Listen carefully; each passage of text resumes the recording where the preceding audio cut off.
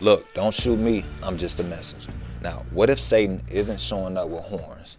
What if he's showing up with algorithms? You see, AI technology is not only shaping the future, it could be shaping your soul.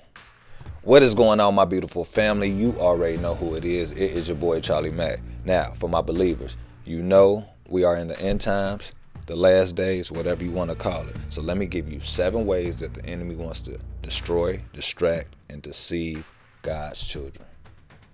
All right, guys, because this 7-step process is going to be a little lengthy, what we're going to do is just talk about number 1. And number 1 is going to be desensitization through content manipulation. So let me break that down. Let's get right into it. Now, the whole objective or goal to this is to numb or normalize people to sin. For example, go on any social media platform today and you'll be surprised of what content is permitted. Stuff that didn't used to be permitted when I was coming up. Whether it be a female or dude shaking their ass, whether it be somebody killing somebody in broad daylight with no remorse, or even somebody uploading a orgy and putting it online and it'd be okay. Wow. Now the crazy part about all this, we see it so much it almost feels normal. Now, how does this work? Well, AI algorithms feed users tailored content that slowly shifts their morals, such as normalizing lust, pride, violence, and rebellion towards God in a disguise as entertainment, freedom, and self-expression.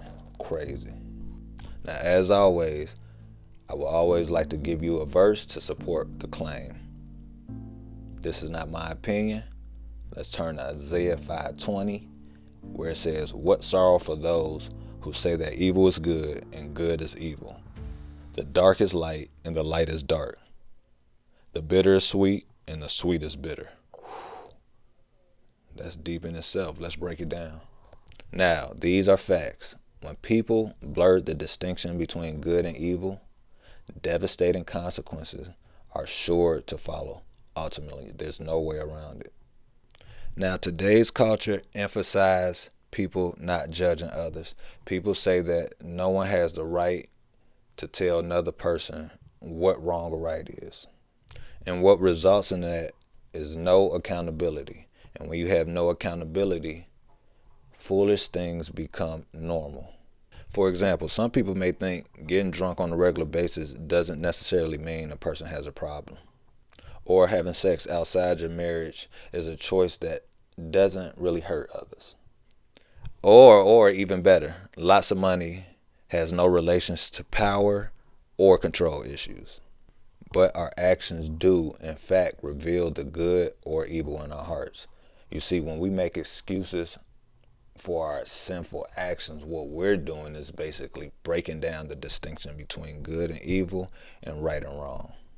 All right, guys. So I know a lot of people don't want to hear this, but the reality is if we don't take God's word, which is the Bible, as our standard, what's going to happen is moral choices, all moral choices are going to become fuzzy.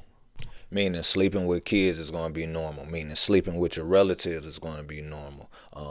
Meaning killing somebody off the way you feel is going to be normal and probably legalized.